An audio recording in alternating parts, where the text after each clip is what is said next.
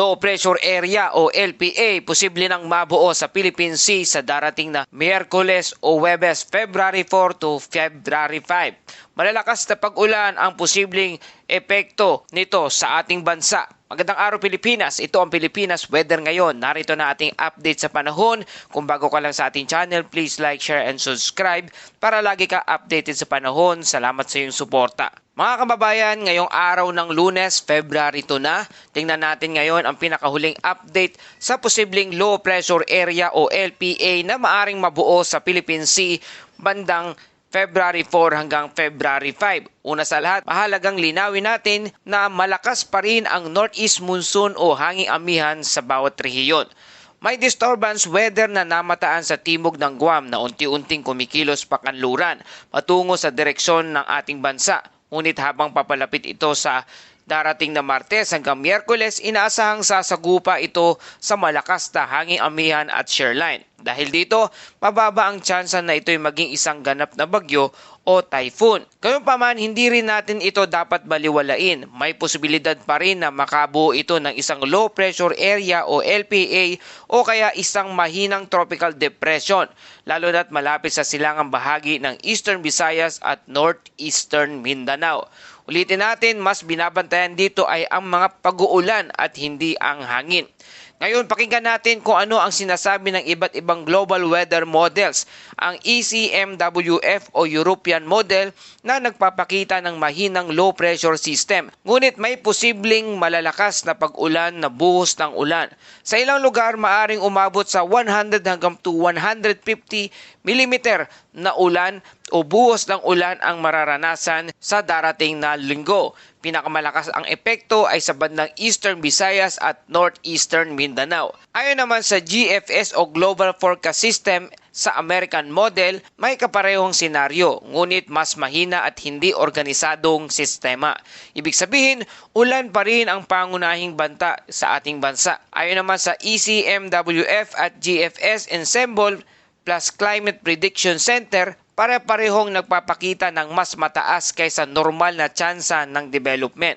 Ngunit hindi ito indikasyon na isang itong malakas na bagyo. Ayon naman sa Google DeepMind, sumusuporta sa increased rainfall scenario.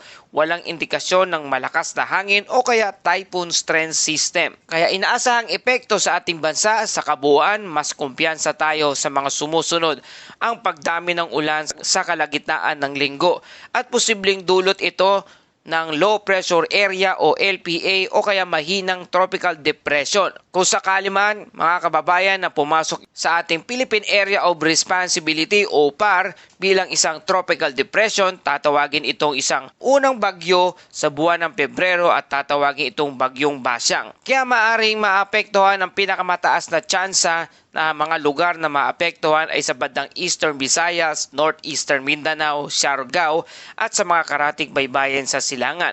Ito ay inaasahang bandang Martes hanggang Miyerkules, mga kababayan. Samantala, sa Luzon at maging sa Taiwan ay patuloy ang epekto ng panibagong bugso ng malamig na hangin mula sa hanging amihan. Manatiling mas malamig kaysa normal ang temperatura, lalo na sa mga matataas na lugar. Sa Baguio at Cordillera, patuloy ang mga malamig na umaga at posibleng bumaba pa sa low teens temperature. Mas kaunti ang ulan, mas madalas ang maaraw na pagitan. Mga kababayan, dagdag na paalala para sa ating heavy rainfall outlook. May inaasahang malalakas na pag-ulan dulot ng shoreline sa mga susunod na araw, kaya patuloy tayong maging doble ingat. Ngayong araw, February 2, araw ng Lunes, inaasahang ulan mula 50 hanggang 100 mm na buhos ng ulan sa mga sumusunod na lugar. Sa Northern Samar, Eastern Samar, Southern Leyte at Dinagat Island. Posible po ang panandalian, ngunit malakas na buhos ng ulan lalo na sa mga bulubundukin at sa mga mabababang lugar. Para sa araw ng bukas, Martes, Pebrero 3, patuloy ang epekto ng shoreline na magdadala pa rin ng 50 hanggang 100 mm na buhos ng ulan. Makakaranas na lugar sa Southern Leyte, Dinagat Island, Surigao del Norte, Surigao del Sur.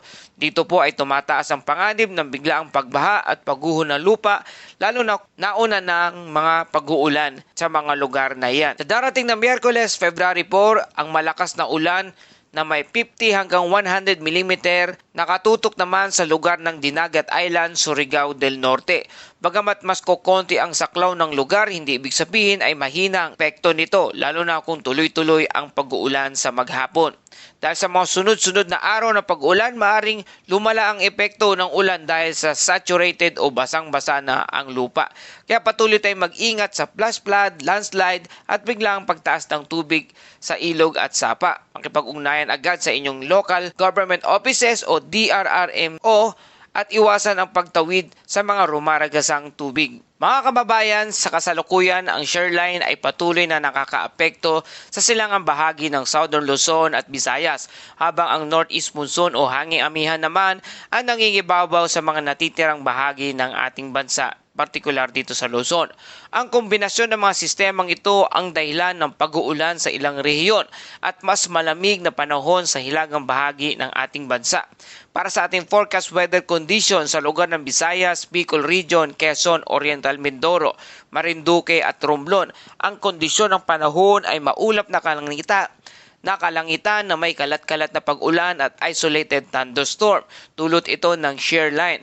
Ang posibleng epekto nito ay biglaang pagbaha at pagguho ng lupa, lalo na kung magiging katamtaman hanggang malakas ang pag-ulan. Pinapayuhan ng mga residente sa mga mababang lugar at sa bulubundukin na maging alerto sa bawat oras. Sa lugar naman ng Mindanao at natitirang bahagi ng Mimaropa, ang kondisyon ng panahon ay bahagyang maulap hanggang maulap na may isolated rain shower o thunderstorm. Dulot naman ito ng localized thunderstorm. Posibleng epekto ay flash flood at landslide tuwing magkakaroon ng malalakas na thunderstorm.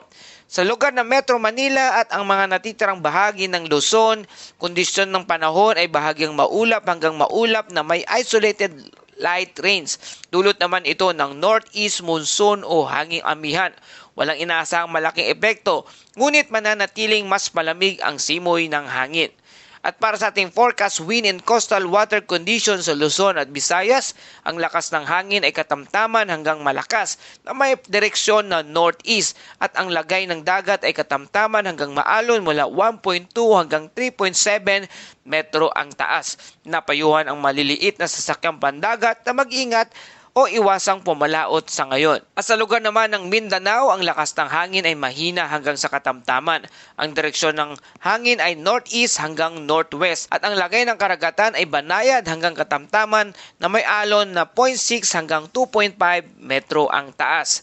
At sa ating temperatura, pinakamababang temperatura na itala 20.4 degrees Celsius bandang alas 2 ng madaling araw at ang pinakamataas na temperatura naman ay 29.1 degrees Celsius na itala bandang alas 2 naman ng hapon.